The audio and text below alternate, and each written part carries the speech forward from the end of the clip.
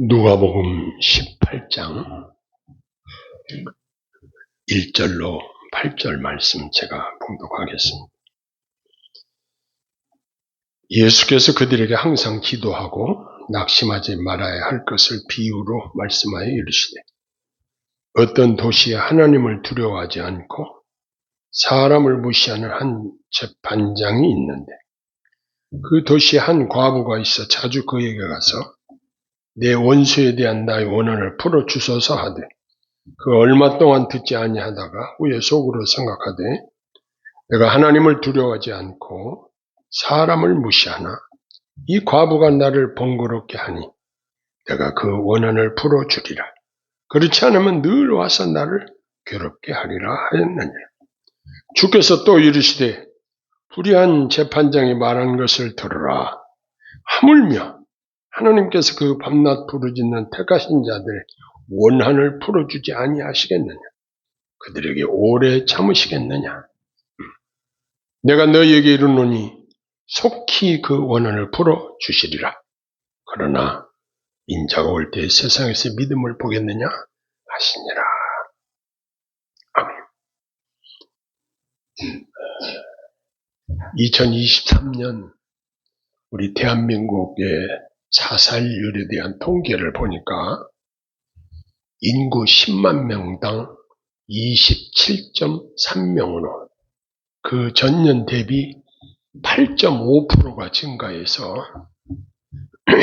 9년 만에 최고치를 기록했다는 통계 보고가 있었습니다. 이것은 OECD 국가 평균 11.3명과 비교하면 매우 높은 수치입니다. 그 중에 남성이 여성보다 2.3배가 더 높다고 하고, 부끄럽게도 OECD 국가 중에 가장 자살률이 높은 그러한 수치라고 합니다. 자살의 원인은 여러 가지가 있겠지만 대부분 그 중에 낙심이 되어서 아무 희망이 없어서 절망 상태에 빠졌을 때 택하는 최악의 방법이라고 생각이 됩니다. 그런데 이렇게 자기 목숨까지 끊을 용기가 있으면 무엇을 못하겠는가 이런 생각도 합니다. 그러면 이 낙심의 문제를 어떻게 해결해야 할까요? 오늘 누가복음 18장 1절 이하에 있는 말씀은 예수께서 예정된 십자가의 대속의 죽으심과 부활을 실현하시기 위해서 갈릴리를 떠나서 예루살렘으로 향하시던 중 베레아 지역에서 가르치셨던 말씀들 가운데 마지막 부분에 해당한다고 합니다. 예수님께서 자신의 죽으심과 그 이후에 제자들이 겪을 순환과 죽음, 그리고 예수님의 재림을 염두에 두고 가르치신 내용입니다. 여기 1절로 8절의 비유의 말씀은 하나님께 간절한 자세로 끈기 있게 구하라고 하는 일반적인 기도의 원리를 제시하시고, 종말의 때를 사랑하는 성도들의 합당한 기도의 자세를 가르치시는 내용입니다. 결국 하나님께서는 이 세상에 살면서 고통받으며 오해당하고 있는 자기 백성들의 원한을 풀어주신다고 하십니다. 이 비유로 가르치심의 목적은 주님의 제자들이 예수님이 재림하실 때까지 낭망하지 말고 바른 기도의 자세를 가지고 임할 것을 가르치고 있습니다. 여기 1절에 보면 항상 기도하라고 하셨는데, 이 말씀은 모든 일을 그만두고 오직 기도만 하라는 말씀이 아니지요. 사도 바울은 데살로니가전서 5장 17절에도 쉬지 말고 기도하라고 말씀하셨는데, 바로 이것이 우리를 향하신 하나님의 뜻이니라 이렇게 말씀했는데, 본문의 이 말씀은 주님의 살아계심을 인정하고 매 순간 주님의 도우심과 인도하심에 자신을 맡기는 순종의 삶, 곧 이러한 생활이 바로 기도인 삶을 살라는 뜻으로 이해가 됩니다. 조용히 따로 시간을 구별해 하나님께 기도하는 것이 필수적이지만 구체적으로 우리 삶 속에서 하나님의 뜻을 깨닫고 실천해 나가는 것이 더 중요한 것입니다. 또한 이 말씀은 하나님께 어떤 기도를 하는 자가 응답이 더디다고 생각해서 포기하거나 낙담하지 말라는 권면이기도 합니다. 우리는 종종 하나님의 깊고 오묘한 계획을 이해하지 못하고 성급하고 조바심을 가질 때가 많이 있습니다. 그러나 하나님은 우리의 기도에 반드시 응답하시되 적절한 때를 쫓아 최상의 것으로 응답하신다는 믿음을 가지고 있어야 한다는 사실입니다. 이 악하고 음란한 세대에서 성도님들이 끝까지 선한 싸움을 싸워 이길 것을 바라시는 것으로 이해가 됩니다. 이에 예수님은 비유를 들어 말씀하시는데 2절에 이르시되 어떤 도시 하나님을 두려워하지 않고 사람을 무시하는 재판장이 있는데 라고 예시를 던지시고 있습니다. 여기에 등장하는 재판장은 하나님의 심판을 대수롭게 여기지 않고 또 사람을 존중하지 않는 이러한 사람이라고 소개되고 있는데 이는 고아와 과부같이 힘이 없고 보잘것없는 사람들을 멸시하고 그들의 권리를 보호하지 않는 사람인 것을 의미한다고 합니다.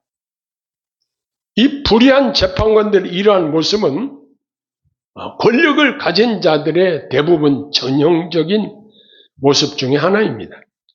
그들은 권력의 참 주인이 오직 하나님이심을 깨닫지 못하고 법과 공의를 외면한 채 권력과 재물을 가진 자에게는 아부하고 힘 없는 자에게는 포악을 일삼는 자들을 말합니다.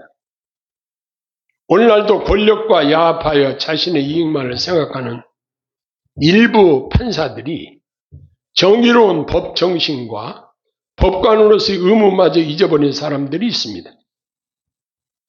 판사들의 도덕성과 공평한 판단이 절실하게 요구됩니다.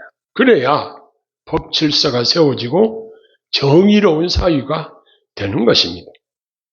근데 저는 판사들은 그래도 적어도 양심에 따라서 법대로 바르게 판단하는 줄로 알았어요. 근데 제가 수원지방법원에 한 1년 동안 다니면서 그 당시 상황을 보고 제가 깨달은 것이 뭐냐면 판사들도 죄인들이고 그들도 사람이구나. 이것을 확실하게 알게 되었습니다. 그들도 뇌물에 흔들릴 수도 있고 그들도 잘못 판단할 수 있구나. 그래서 삼심 제도를 운영하고 있는 것이 우리나라 사법체계입니다. 그런데 그 다음 3절에 등장하는 한 과부가 나오는데 이 사람은 의탁할 것이 없는 무력한 자의 표본으로 등장하고 있습니다. 구약성경에서도 이미 이러한 자들을 압제하지 말고 도와주고 보호하라고 하신 명령을 출애굽기 22장 22절, 신명기 10장 18절에 볼 수 있습니다. 그런데 여기 본문에 나타난 이 여인은 재판관에게 가서 나의 원한을 풀어주소서라고 간청을 합니다. 이 말은 가해자에게 처벌을 내림으로 객관적인 공의를 세워달라는 것도 되고 악한 사람에게 탈취한 권리나 보상금 따위를 되찾게 해주는 의미도 있다고 합니다. 이 과부가 이렇게 원한을 풀어달라고 간절하게 요구해도 이 과부의 청원을 아예 무시하려는 이 재판장의 의도를 여기서 보이고 있는데 이 불의한 재판관은 공정한 법 집행보다는 이 가난한 과부를 무시하고 공정한 법 집행에 관심이 없는 이런 사람이었던 것 같습니다. 그런데 이 과부는 그렇다고 해서 이 재판관에게 줄 뇌물도 없었고 또 그 여인을 도와줄 재력가도 없었던 것으로 보입니다. 그 재판장이 얼마 동안 이 과부의 원한을 풀어달라는 것을 듣지 아니하다가 후에 그의 마음속으로 생각하기를 내가 하나님을 두려워하지 않고 사람을 무시하나 이 과부가 나를 날마다 와서 번거롭게 하니 그 원한을 풀어주리라. 그렇지 않으면 늘 와서 나를 괴롭게 하리라 라고 했습니다. 여기서 번거롭게 한다는 것은 단순히 성가시게 하는 것이라는 의미보다는 글 때문에 정상적인 업무에 전념할 수 없게 타격을 주는 것을 의미하는 말이라고 합니다. 이 재판관은 자신의 탄원이 받아들여질 때까지 재판관이 자신을 번거롭게 하는 그 일을 결코 저 여자가 중단하지 않을 것이다. 이렇게 판단하는 것으로 짐작이 됩니다. 여기 나를 괴롭게 하리란 말의 문자적인 의미로는 눈 밑을 때리다. 눈을 멍들게 만들다. 이런 의미를 가지고 있다고 합니다. 이것은 수치를 당하는 것 또는 명예를 훼손당하는 것을 의미한다고 합니다. 이 재판관은 자기 명예가 실추되는 것을 두려웠기 때문에 이 과부의 소원을 들어주었다는데 이 비유의 핵심이 있습니다.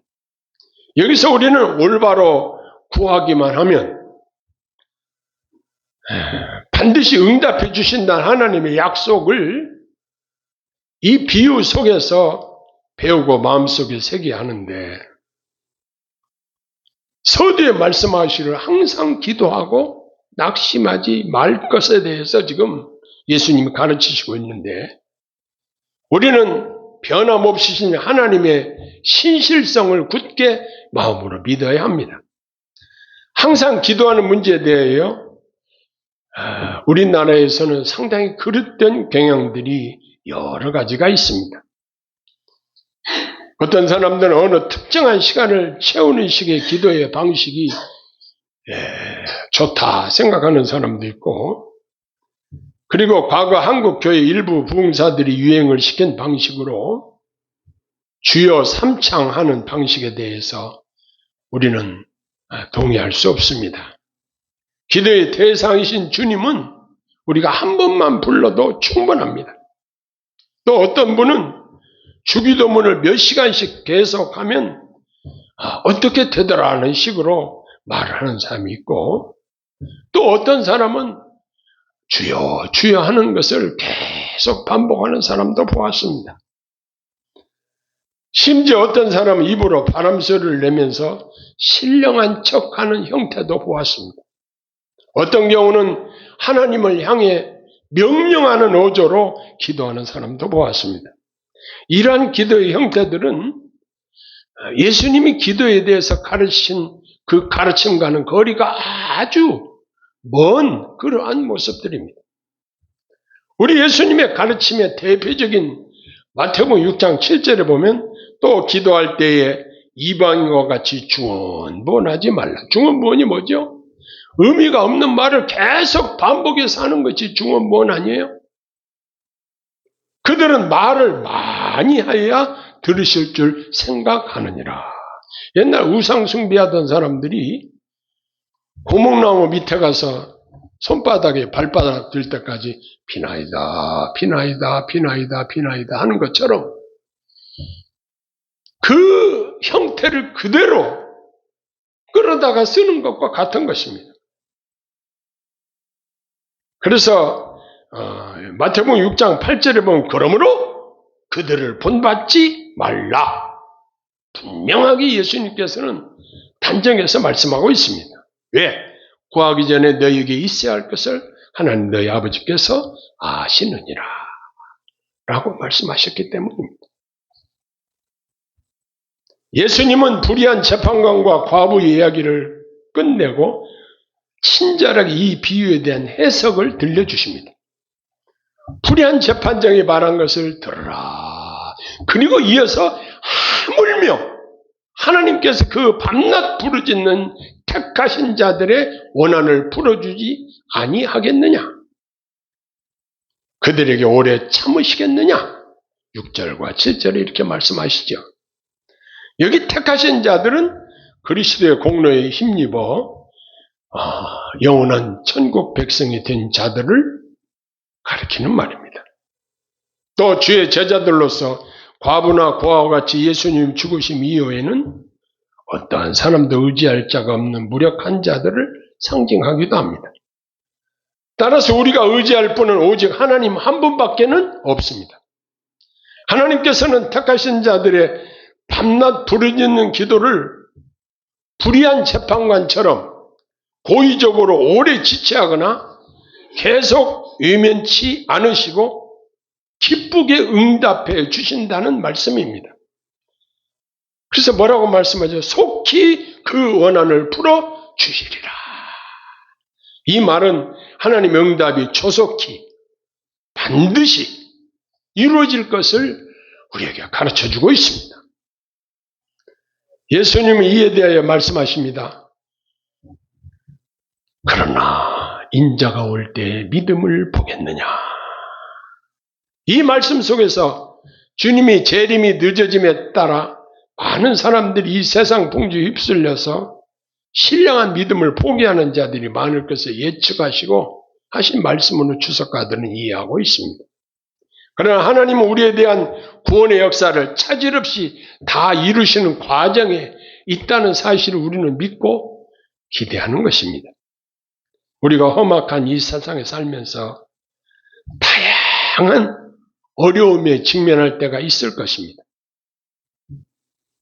어떤 일은 내 힘으로서는 도무지 감당할 수 없는 그러한 일들이 나를 힘들게 하기도 할 것입니다.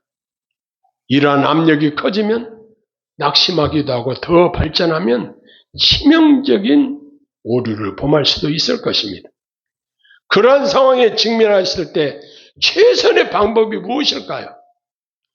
전능하신 하나님 내 아버지에게 부탁을 드리는 것이 가장 효과적이고 지혜로운 방법이 되는 줄로 믿습니다. 그런데 이렇게 기도할 수 있는 사람은 내 기도를 하나님께서 반드시 응답해 주신다는 믿음을 가진 자만이 기도를 드릴 수 있고, 이렇게 기도를 하나님을 의지하는 자는 믿음이 있는 자인 것입니다. 하나님이 항상 성령으로 내 안에 살아계심을 믿고 신중하게 진실된 마음을 담아 기도를 드려야 할 것입니다. 하나님은 가장 높으신, 가장 존귀하신 분이기에 그분 앞에 함부로 아무 말이나 할 수 없는 것입니다. 다만 우리는 은밀한 중에 계신 내 아버지께 기도하는데, 이렇게 기도하는 성도들에게 하나님이 기쁘게 응답해 주실 것입니다. 그러나 예수님은 이 비유 끝에 인자가 올 때 세상에서 믿음을 보겠느냐 라고 하신 말씀에서 이 세상에 진실된 믿음을 가진 자가 귀하다는 의미로 생각이 됩니다. 그러나 우리는 믿으니까 기도하는 것입니다. 이렇게 낙심하지 않고 하나님을 믿고 기도하면 반드시 응답해 주실 것입니다. 불의한 재판관도 끈질기게 나의 원한을 풀어달라고 이 과부의 간청에 들어줄 수밖에 없었다고 한다면, 그 뒤에 예수님께서 하물며라는 말을 하신 것에 강조의 의미가 있습니다. 하물며 택하신 믿음의 자녀들의 기도를 하나님께서 들어주시지 않겠느냐, 이렇게 말씀하고 계십니다.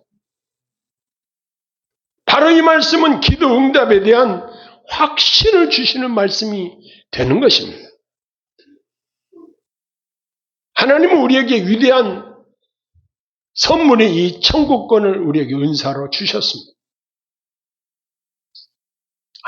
아무리 연약하고 내가 참 무능하다고 할지라도 우리가 할 수 있는 것이 있습니다. 하나님께 기도할 수 있는 권한을 허락해 주신 것입니다. 그런데 우리 주님이 항상 기도하고 낙심치 말 것에 대해서 지금 그 주제로 가르치시고 있는데, 낙심을 치유할 수 있는 유일한 방편이 뭐냐면 항상 기도하는 것입니다. 항상 하나님과 나와 동행한다는 것을 믿고 하나님의 성령이 내 안에 내주하시고 나의 기도에 귀를 기울이시고 나의 기도에 기쁘게 응답해 주실 것이라는 믿음을 가지고 우리가 어떤 어려운 일을 만날 때 어느 특정 일을 원망하고 불평하기보다는 우리에게 기쁘게 우리의 기도에 응답해 주신 하나님께 기대를 걸고 하나님께 진실된 기도를 드리는 것이 최선의 방법이라고 생각을 합니다. 저는 지금 현장에서 담임 목회를 하고 있는 목사도 있습니다. 멀리 떨어져서 목회를 하고 있기 때문에 아들 집에 가서 한 번도 자고 온 적도 없습니다. 그런데 내가 그 아들을 도와줄 수 있는 유일한 것은 그 아들이 사역이 하나님 앞에 합당한 사역이 되고 오늘 주일날도 강단에서 말씀을 선포할 때 하나님께서 내주시고 하나님의 뜻에 합당한 말씀을 선포하는 종이 되게 하시고 이 말씀을 듣는 성도들이 믿음으로 화합하게 해달라고 기도로 돕는 길밖에 자녀를 도울 수 있는 길이 없습니다. 제가 돈이 많아서 도와주겠어요? 아니면 무엇으로 도와주겠어요? 기도로 자녀들을 위해서 내가 기도하는 것이 실질적인 도움이 되는 것입니다. 저는 그것을 믿습니다. 저는 인간적으로 도울 힘이 없어요. 그러나 하나님이 도우시면 가장 적절한 방법으로 적절한 때에 전능하신 하나님이 도우신다고 한다면 이것보다 더 효과적인 것은 없을 것입니다. 이제 우리가 항상 기도하고 낭망치 말 것, 이것을 마음에 새기고 운전을 하든지 걸어가든지 무슨 일을 하든지 내가 항상 하나님 존재 안에 있다는 것을 생각하고 하나님과 나와 동행하고 있다는 것을 생각하고 믿고 진실된 기도를 드리고 기도의 응답을 체험하는 놀라운 은혜가 우리 모두에게 있기를 소원합니다. 기도하겠습니다. 사랑의 아버지 하나님, 우리가 너무나 기도를 않고 있는 것을 아시는 우리 주님, 불의한 재판관의 비유를 말씀하시며 항상 기도할 것을 권면하신 주님의 마음을 생각합니다. 우리가 항상 기도로 깨어있게 하시고 낙심하지 않게 하시며 하나님과 더욱 기도로 친밀한 관계를 유지하게 하시고 늘 기도의 응답으로 살게 하여 주옵소서. 예수님 이름으로 간절히 기도합니다. 아멘.